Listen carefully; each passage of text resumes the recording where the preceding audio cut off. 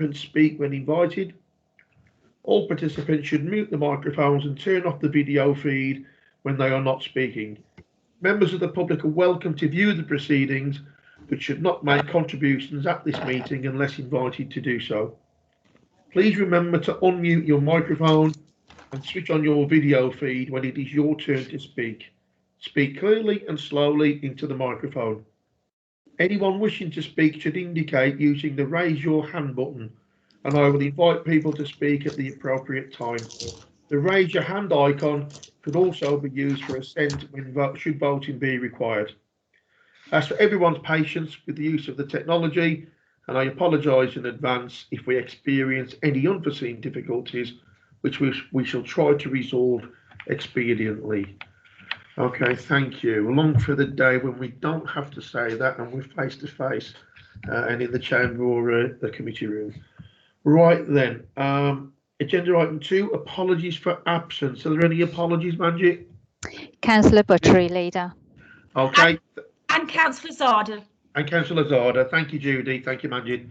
Thank you. Okay, then, to receive any declarations of interest, number 3, under the Members' Code of Conduct. Take that as none.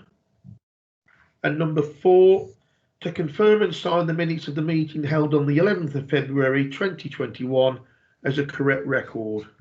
Yes, leader. Okay, thank you, colleagues. On to agenda item 5, capital programme monitoring, pages 1 to 16. Do we have any comments, observations or questions? Okay, I've got Councillor Shaukat Ali first. Shaukat?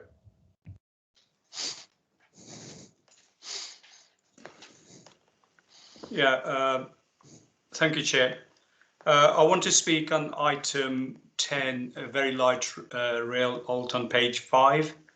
I support its development at Cinderbank because it will enable researching passenger experience and behaviours in real-time environment.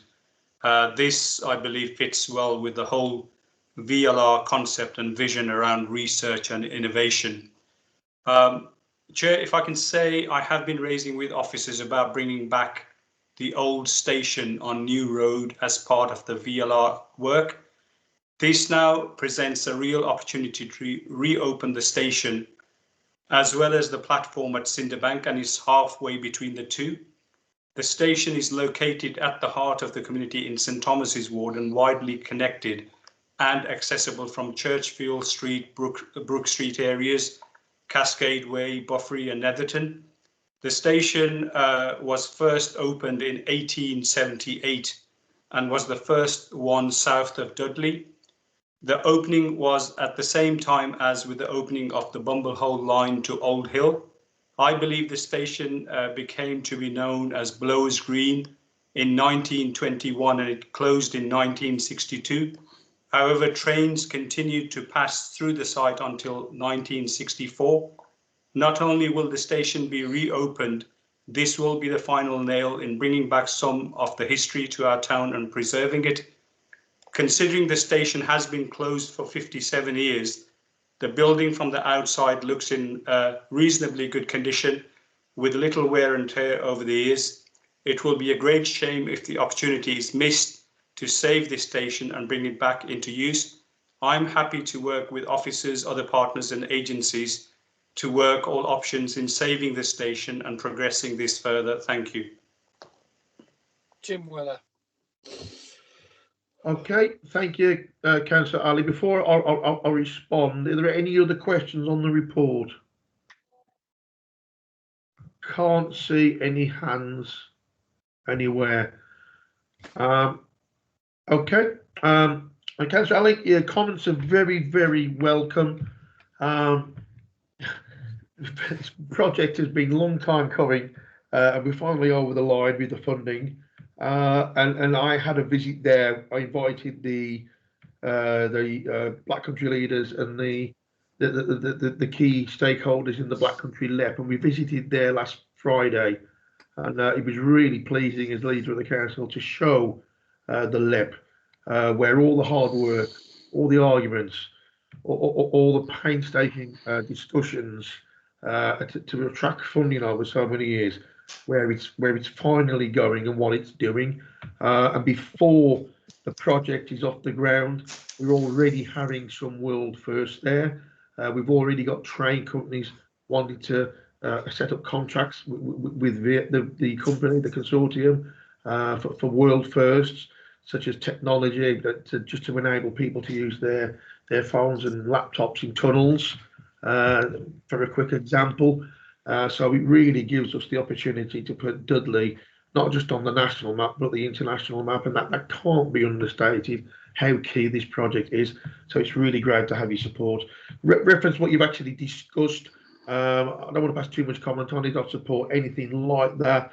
You're quite right. Let's try and make as much out of this project as we possibly can, and of course linking that into the metro extension as and when that comes from Wednesbury to Dudley to Brierley Hill, and hopefully now also we get these links to Stourbridge at a future date. But just touching on what you said, I'm not sure about the station itself, but I know the Cinder Bank junction. The station's not intact there, but the ticket office bizarrely is, which I thought was quite a strange little bit of data from Nick Mallinson, the chief executive of Very Light Rail. But yeah, the station's no longer there, but the ticket office of all things is intact, and I do believe that Very Light Rail, they will make use of the ticket office and bring that back into use, if only for the somebody to work in it at the other end of the track. And I understand, Councillor Ali, that you may be there tomorrow having your first look at it, and if so, I do hope you enjoy the day, and I hope the weather's good for you. If there's no other comments, do you want to come back, Shaukat? Yeah, thank you for that, Chair. But I think it is really important that we don't miss the opportunity. I understand the funding and everything that's going on, but this station, and I'm not going to comment other comments I heard on before you came in, because I think it's inappropriate. But this place, the building, is historic, as and I'm sure officers will give you a briefing on it. And if we can make this work, I think this will be really a good part of the overall VLR network and the test track. So, and I think we shouldn't kind of discount it right at this moment. Not disagreeing with you at all. I think it's something that we can work on. As I said, the ticket office is intact, and I'll be sure that they're intending to work on that. We have a board meeting at Very Light Rail shortly, and I'll raise this issue as and when I'm at that board meeting. So I don't think we're in disagreement with you. If there are no other comments on this report, is it Cabinet's wish that we accept the recommendations? Yes, Leader. Yeah. Thank you very much, colleagues, and thank you for your contribution, Councillor Ali. Agenda item 6 is the Black Country Transport Hub Collaboration Agreement, pages 17 to 76. Who's presenting this one? Is it Helen and Ian, by any chance?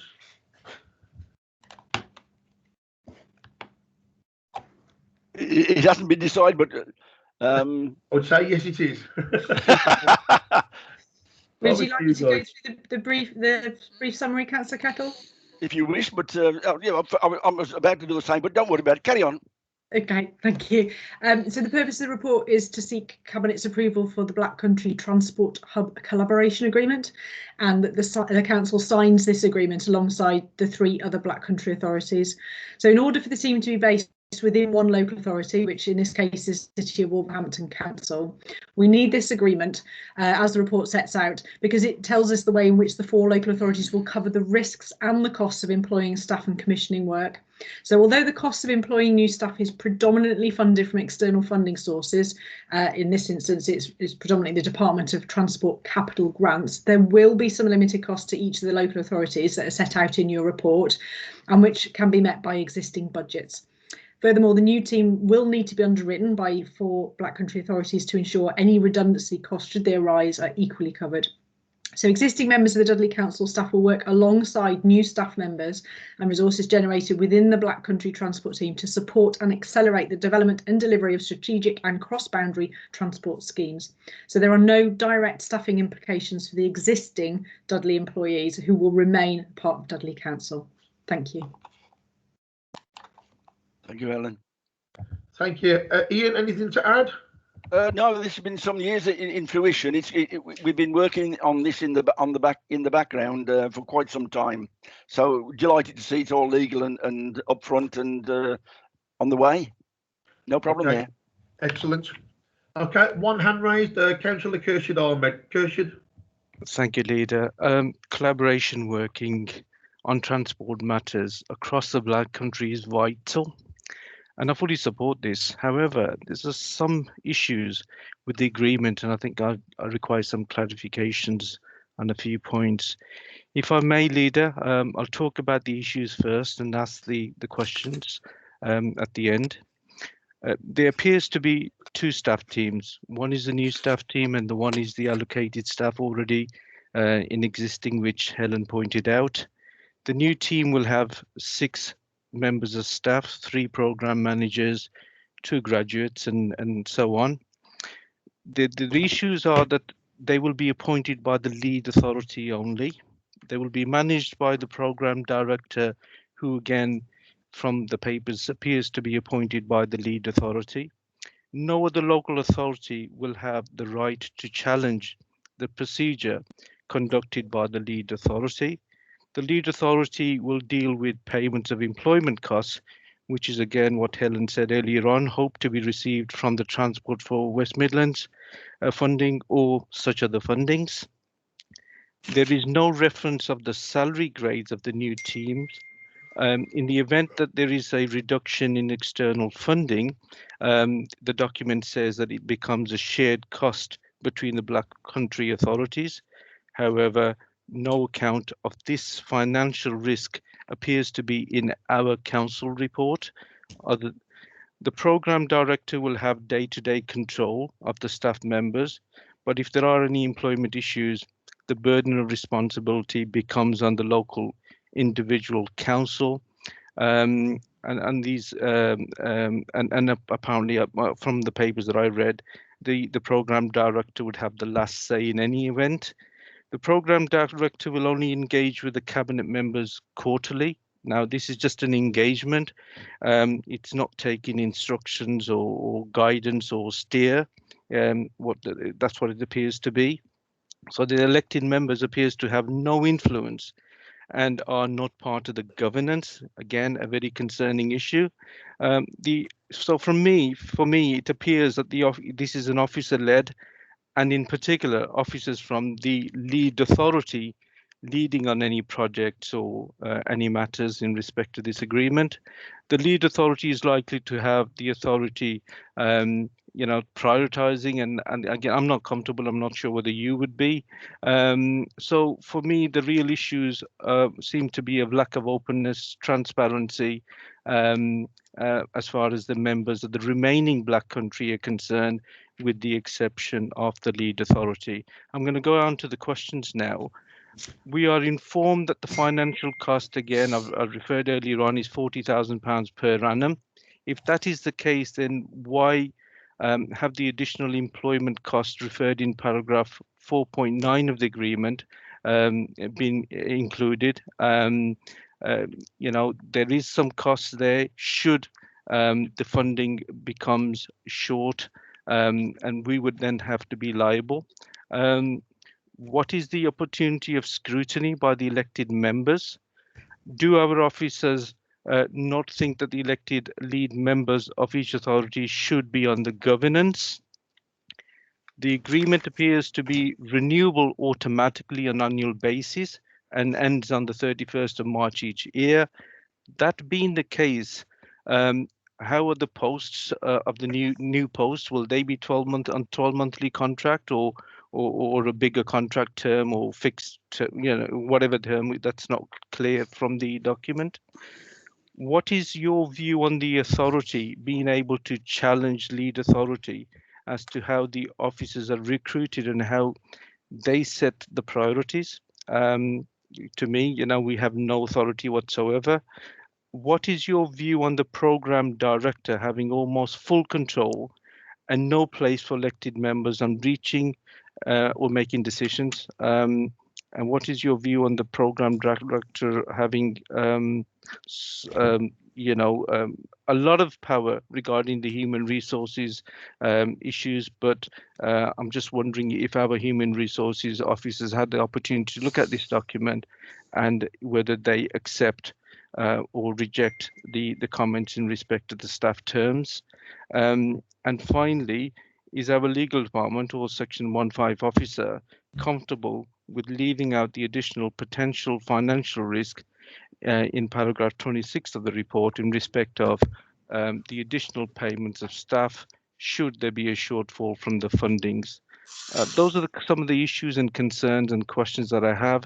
I'm not sure whether these need to be clarified and made sure that we as authority are satisfied before entering into this agreement. But overall, if everyone's comfortable, I'm fine with the agreement. It's important to have the agreement, but these issues I feel need to be addressed. Thank you, Leader.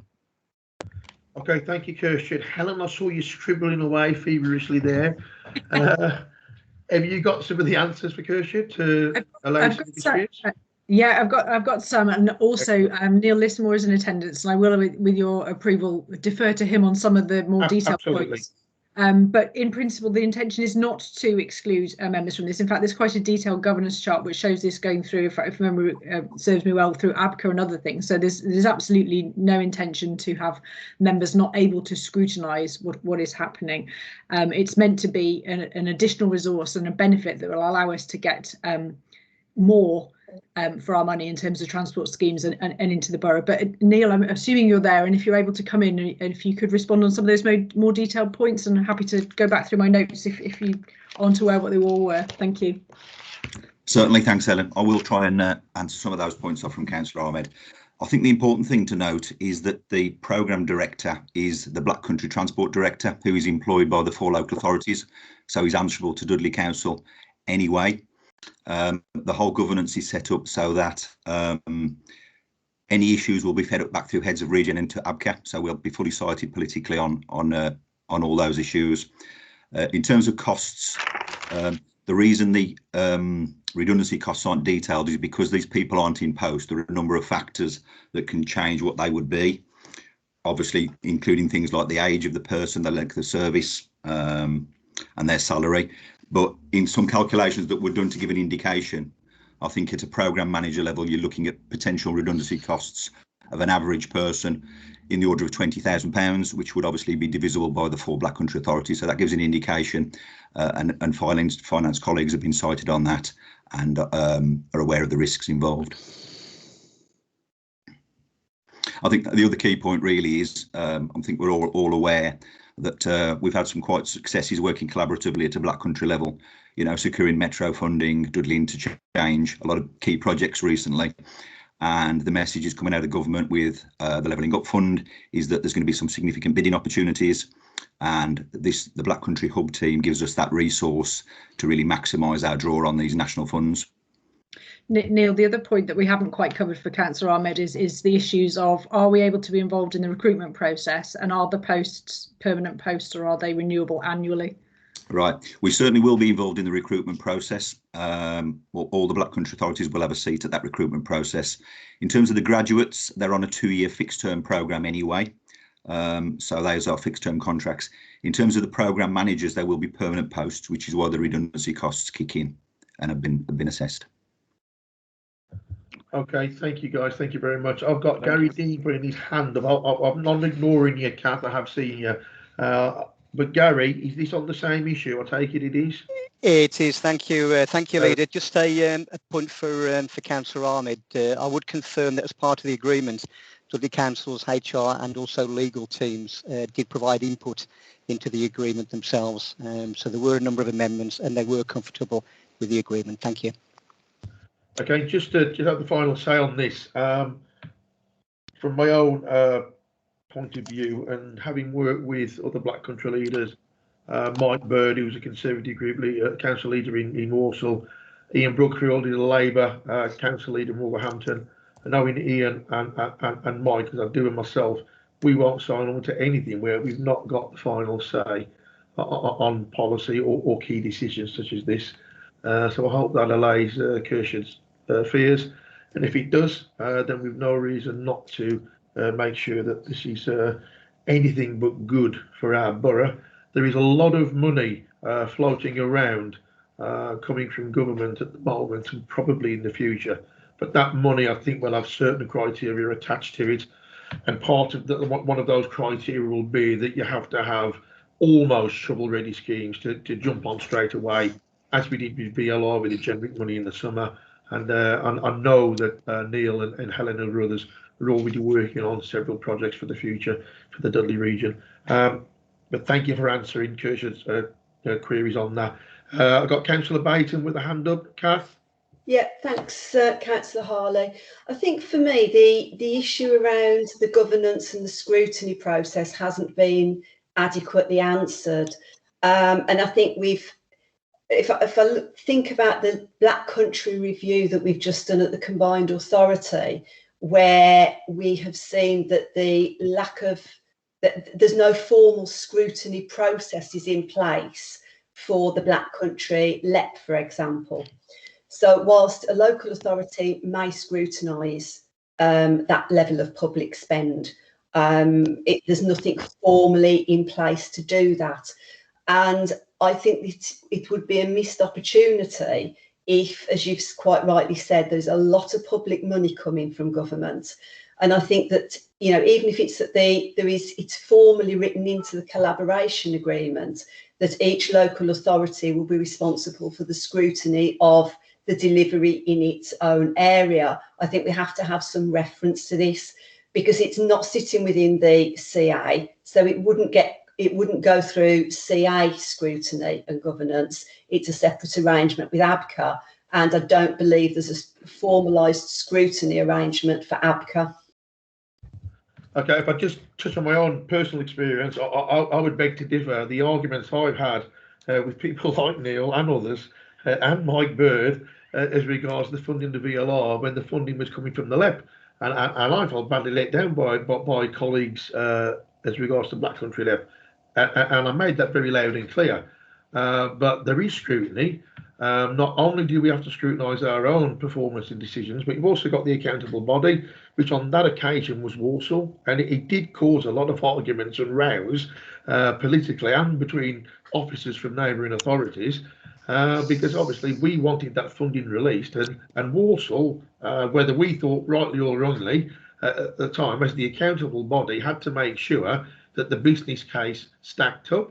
As it turned out, we got the funding through another means, which was the generic funding at the end of the first lockdown last summer.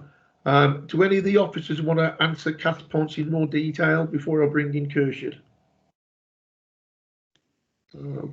Neil, I assume there would be a reporting process through at regular intervals in terms of what's been achieved in the programme of activity. There certainly would, Helen, and as I said, that will all that will report back up through heads of region officers group and onto ABCA. Yeah. That still isn't formal scrutiny. Formal scrutiny goes through the scrutiny processes that we have in place within the local authority, and I just want the point to be noted that I believe that is missing from this collaboration agreement. Okay, anything else to add, Kath? No, thank you. I think I've made my point there, Leader.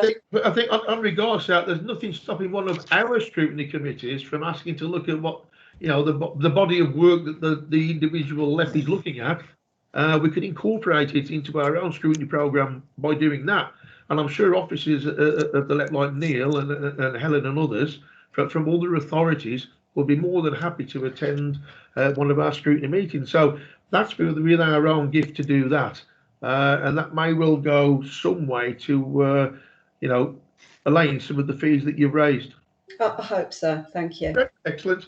Okay, there's no other questions on that agenda item. Is Cabinet mindful to accept the recommendations? Patrick, was you going to let me come back in? Oh, sorry, I beg your pardon. Thank you. Your hand was up and then it disappeared. Keep that hand up, otherwise I shall what was the name? Because I've got the power and authority. I shall just carry on and ignore you. So please keep your hand up. I forgot her name now. Kershid. Thank you, Leader. Please come in, Kershid. Thank you. all the answers that Neil is given, and I'm satisfied with those. But the only issue is that from what Neil is saying and what's in the actual agreement, it contradicts in the sense that it clearly says that the lead authority would have the right to appoint the new team, and no one else will be challenging. As long as that is, as long as it's you're satisfied, Neil, I'm fine. But it's not what it says in the agreement, and I just wanted you to make sure that we as a council are protected. That's all. Thank you. Okay, thanks. Neil, can you just clarify that particular paragraph, please? The Gershon and the rest of us. I think it's obviously Stuart Everton is the Black Country Transport Director. He would be the person appointing them on behalf of City Wolverhampton Council. But the point is, Stuart works for the 4 Black Country authorities. He's jointly funded. So, leader, so you would have control over Stuart's decision. Yeah. So he would make that decision on behalf of us after the leaders or the region leads had made that decision. Correct. Excellent. I think that's clarified. Gershon, you happy with that? I'm happy. Thank you very much. Okay, thank you. Thank you. Colleagues, happy with the recommendations? Aye.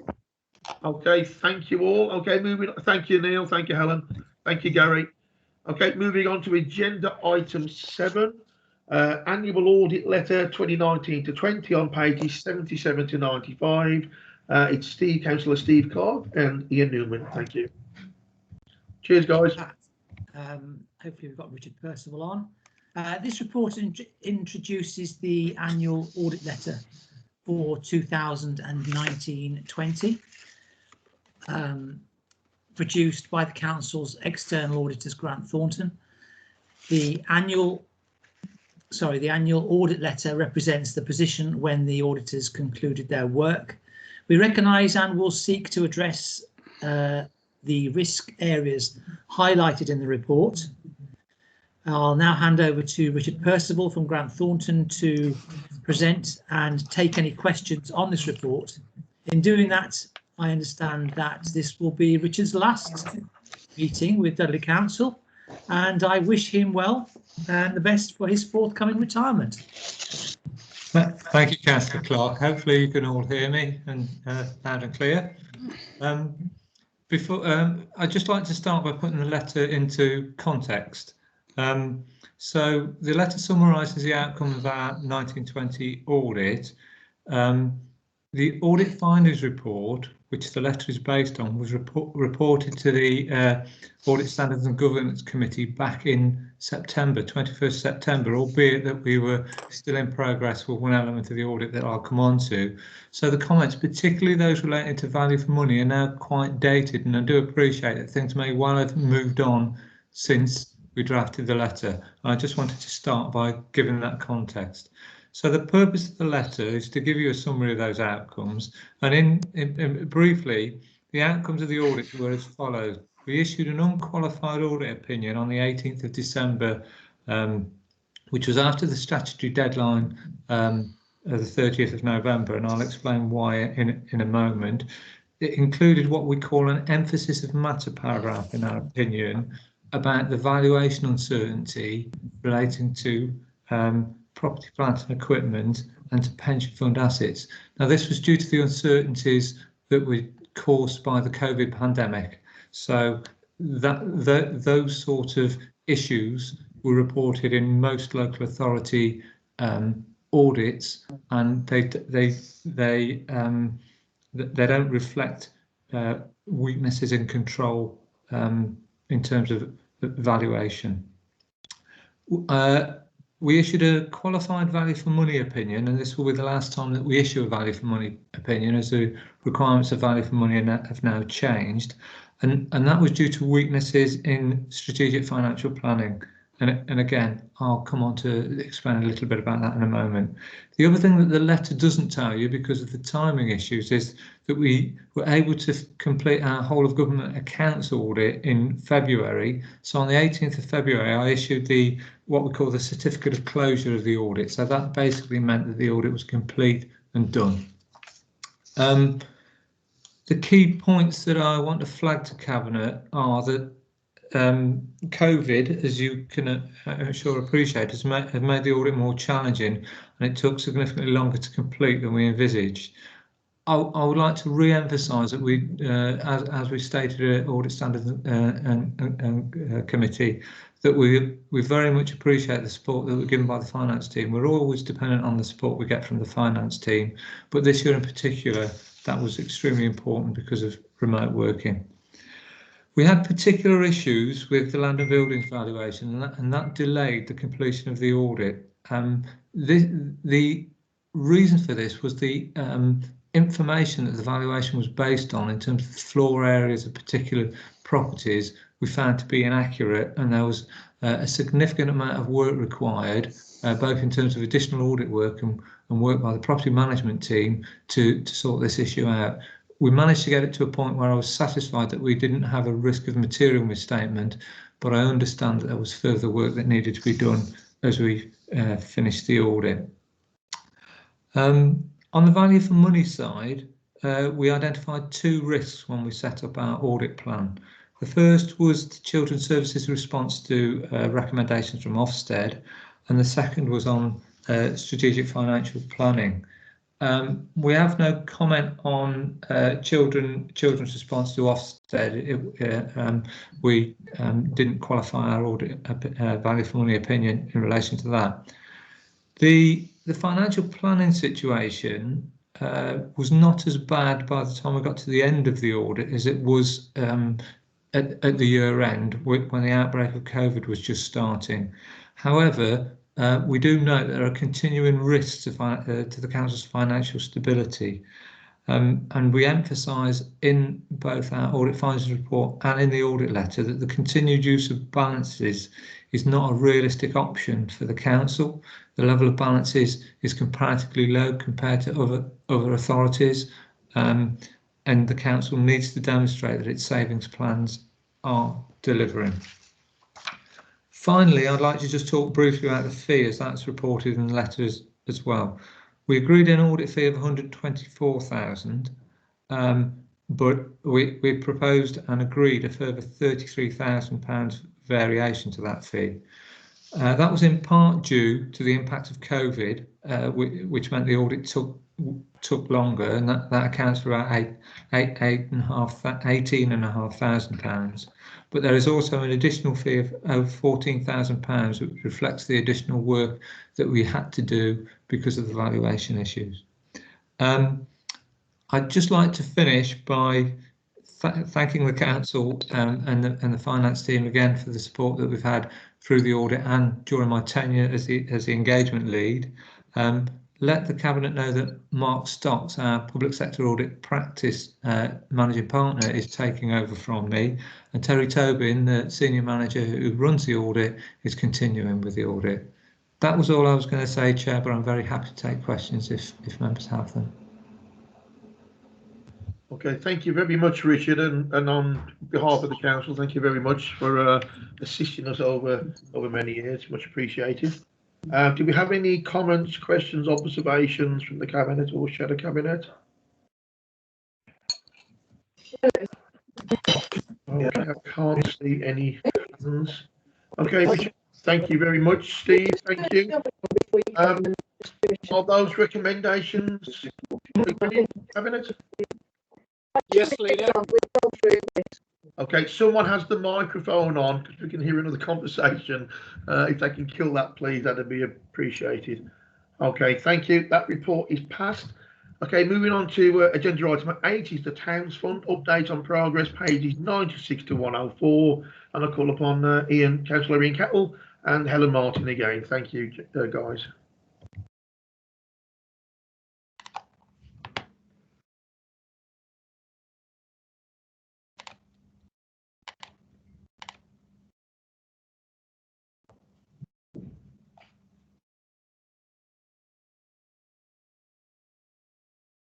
Go on, Helen. I was looking at the Portersfield one next. Carry on. Sorry, okay, sorry, I froze for a second there, so apologies for the delay. This report is an update to the December Cabinet report that you received on the Towns Fund in relation to the Higher Education Institute building on Castle Hill, which we're looking at in partnership with the College and the University of Worcester as the provider. Approval is being sought for the Council to enter into a conditional agreement with the College prior to us receiving confirmation of the Towns Fund bid funding having been awarded, and that is to agree the formal structure of the relationship between the Council and the College. This in turn will then inform the type and the terms of what's called a concession agreement that the university will sign up to for the operation of the centre. So there's a number of recommendations in your report, which are set out at the beginning and then put in a bit more detail as you go through the report. But the key ones to summarise are: we're seeking delegated authority to myself and Ian as Director of Finance and Legal in consultation with the relevant cabinet members to negotiate and to enter into that agreement with Dudley College. And following our bid submission, which went in on the 29th of January, there is a need to continue to progress the project planning and the design of this scheme in advance of hearing of the fund allocation, in order for us to allow it to progress to be operational by the start date of September 2024. So you'll see in the report we set out a number of costs that need to be incurred if we're to maintain that programme, up to 266,000. That will allow us to prepare the stage 2 full business case submission, but in doing so we need your permission to continue at risk prior to the bid for additional capacity funding being received and prior to the full Towns Fund bid having been approved. And we're also seeking your delegated authority to grant permission to prepare a compulsory purchase order should it prove necessary and should it be impossible for us to acquire the sites by negotiation. Thank you very much. Okay, Ian, anything to add? No, none Okay. whatsoever. Okay, thank you, folks. Comments, observations or questions from Cabinet or Shadow Cabinet? Okay, cannot see any hands being raised. Therefore, do the Cabinet agree the recommendations as outlined in the report? Aye. Okay, thank you very Yes, much, Leader. colleagues. Thank you, Helen. Thank you. Okay, move on to agenda item 9, which is the review of housing allocation policy, pages 105 to 104. Councillor Laura Taylor and Paul Davies, please. Thank you, Leader. I'll keep the introduction brief, as this has been around for some time now. As all members are aware, we've been undertaking the review into the housing allocations policy. There's been extensive discussions on a cross-party basis, and I would like to take an opportunity to thank all those members that have been involved. It's been a really good process, and I've been really pleased with it. We recently went out to consultation on the policy themes, and you can see the results of this within the report tonight. I therefore propose that the recommendations tonight be approved.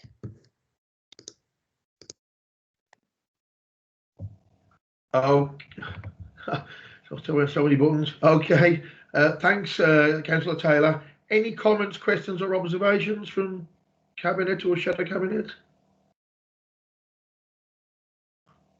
Okay, I cannot see any hands being raised. Therefore, is it Cabinet's wish that those recommendations are accepted?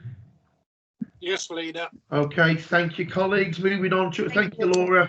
Thank you, Paul. Moving on to agenda item 10, the scale of fees and expenses for borough council elections, pages 185 to 190. I call upon the Chief Executive, Kevin O'Keefe. Thank you, Leader. This is a very brief formulaic report that members of Cabinet will be familiar with its style and content. Most Chief Executives are appointed by their local authorities as the returning officer for the purpose of local elections, and I am the returning officer for Dudley. In consequence, just before an election, it is my obligation to bring to Cabinet a report outlining the proposed expenses and scale of fees in respect of those officers who will assist me in delivering the election. In terms of national elections, general elections, those charges are incorporated into a return that is sent back to Government Department. But in terms of local elections, it is for individual councils to actually fund the running of the election themselves. This year we will be running a COVID secure election, and indeed additional monies have been provided by government for the purpose of running COVID secure elections throughout the country. So before you, members of Cabinet, you have that scale of fees and charges that outlines the various sorts of officers, from my deputy returning officers to poll clerks and county assistants and so forth. And any additional COVID secure measures will be charged back at cost. So the recommendation is to approve the scale of fees for the Borough Council elections. Thank you, Leader. Okay, thank you very much, Kevin. Any comments, questions or observations from Cabinet or Shadow Cabinet members? Cannot see any hands being raised. Therefore, are those recommendations accepted? Yes, Leader. Thank you, Cabinet. Thank you very much, colleagues. Moving on then to agenda item 11, to report on any issues arising from scrutiny committees. Are there any? None, Leader. Okay, thank you, Manjit. And number 12, to consider any questions from members to the Leader where 2 clear days notice have been given to the monitoring officer as regards to Cabinet Procedure Rule 2.5. Again, none, Leader. Okay, thank you. Agenda item 13, not one we often do, but it is a resolution to exclude the public and press. And I will now move that the public and press be excluded from the meeting for the following item of business on the grounds that it involves the likely disclosure of exempt information under Part 1 of Schedule 12A to the Local Government Act 1972 as amended for the reasons stated on the agenda. Under the provisions of Part 1 of Schedule 12A to the Local Government Act 1972, the monitoring officer has decided there will be no advance disclosure of the following report because the public interest in disclosing the information is outweighed by the public interest in maintaining the exemption from disclosure. Leader, if you could just give us if you could just give us a couple of seconds to go through there to check that everybody's left.